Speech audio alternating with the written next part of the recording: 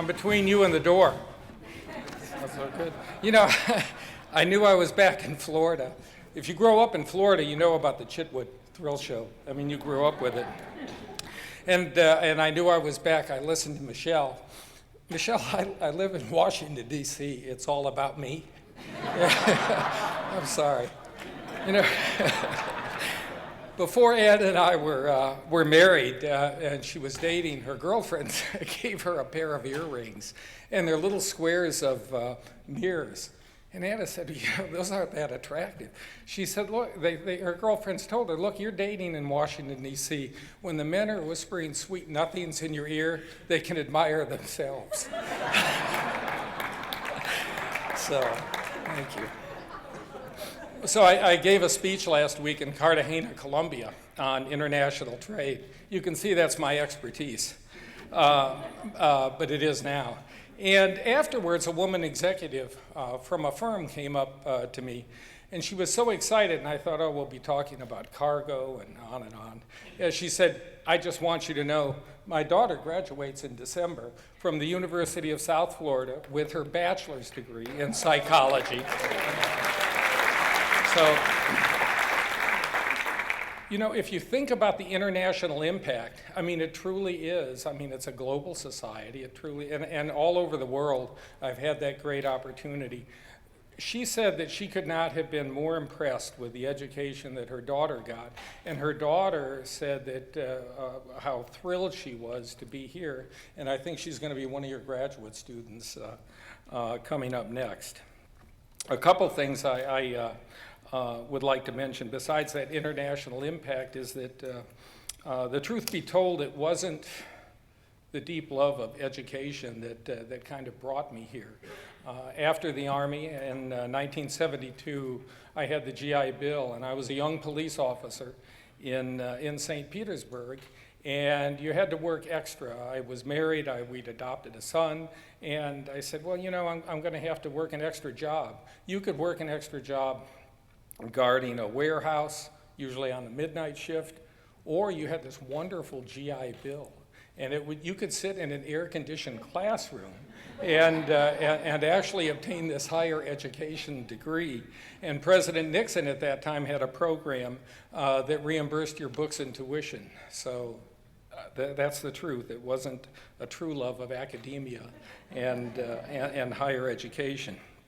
But I did get a tremendous amount. So you saw from the pictures where it is all about me. You saw from the pictures of what the education at the University of Florida really provided, or the University of South Florida. You know, it was interesting because that young girl started her first semester at a school not to be named, and then came here to USF. Came here, and she couldn't have been happier the whole time. But I promised I wouldn't mention that other university. But what the University of South Florida really provided is this incredible foundation and a level of self-confidence. So you're briefing the president, or you're sitting in the situation room, and you have the vice president, the president, the chairman of the Joint Chiefs of Staff, the Secretary of Defense, the Secretary of Health and Human Services, and you're talking about these things. It provides you this level of self-confidence that you can discuss these things, that you're going to be heard, that you're a decision maker in many places. But what really distinguishes this institution is the fact that it's the diversity of the student population. And it's a level of self-confidence that is not about hubris or arrogance. It's one in which you understand and connect and touch people. And I think that's wonderful. So in graduate school, taking a course, we had a young woman who had been a prostitute, and she had been shot in the head and was disabled. So she lived, this was before there were dorms, she lived in an apartment, and we used to pick her up, bring her to the graduate class, and take her home. I was a young police officer. Well, I knew all about prostitution. And by the way, as a young police officer, you actually know all about everything. Or at least you think you do. And I said, well, you know, there's certainly a statute, a Florida statute, against prostitution, but to interact with her every Tuesday night during that graduate course and to begin to understand prostitution from an entirely different aspect was worth all of the lectures, all of the readings, because and we had so many other students from so many other walks of life as a part of that campus and a part of that program. We also visited prison. Well, I knew about arresting people. I knew about putting handcuffs on people, but what happens afterwards?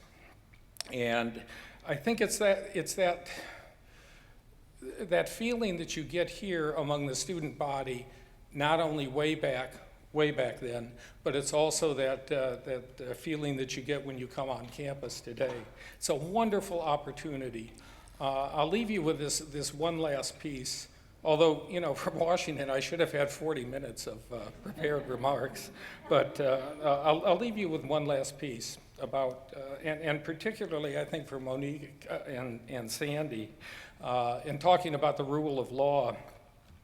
It is so disheartening to see what's been happening in Ferguson, night after night, day after day, and the poor responses, the poor way that some things have been handled. And so, you know, what education does, and I think the School of Behavioral Sciences, criminal justice, what it really does for you is what someone once told me when I was the first African American police commissioner that I got to know in New York City, Ben Ward, and he put in a requirement that as a police officer you have to have a college degree, or as a police sergeant. And people were going like, oh, what do you need a degree for? Or if you have a degree, it should only be, what was it called back then? Police administration, I think, or something like that. It should be much more broad-based as it is today. But when he graduated from the academy, he went into the precinct, and they pointed to the back room, the locker room, and they said, hey, kid, go in there, start your shift. It's the middle of shift change. That means everybody is coming in and everybody that is going to work or is getting off, they're all in there together and they're all changing. And he said everybody in that locker room was brilliant. He said they knew the answer to the most complex problems: prostitution, drugs, the death penalty, etc. He said, let me tell you what college does for a police officer. He said it puts doubt where there was certainty, and it puts questions where there were answers. And that's what this institution did for me.